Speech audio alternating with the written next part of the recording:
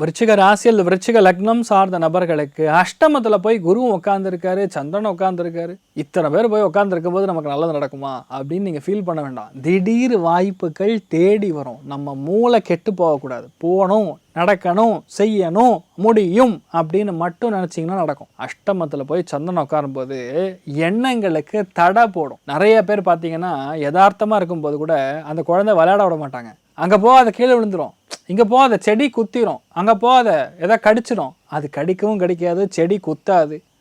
அந்த ஒரு எண்ண ஓட்டத்தை ஃப்ரீயாக குழந்தைகளுக்கு கொடுத்தா தான் அந்த குழந்தைகளுடைய எண்ணம், க்ரியேட்டிவிட்டி அதிகரிக்கும்.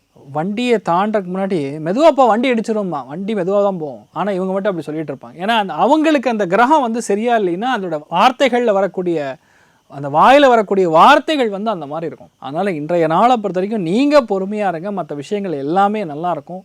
இந்த மாதிரி நாட்களில் அஜீரண கோளாறுகள் ஏற்படக்கூடிய வாய்ப்புகள் இருக்குது. கொஞ்சம் பார்த்து மெதுவாக எந்த விஷயத்தை வேணுமோ சாப்பிடுங்க, நல்லா இருப்பீங்க. இன்றைய நாளை பொறுத்த வரைக்கும் லக்ஷ்மி குபேரன் வழிபாடு ஏற்றத்தை கொடுப்பார். ராசியானர் மஞ்சள் நிறம்.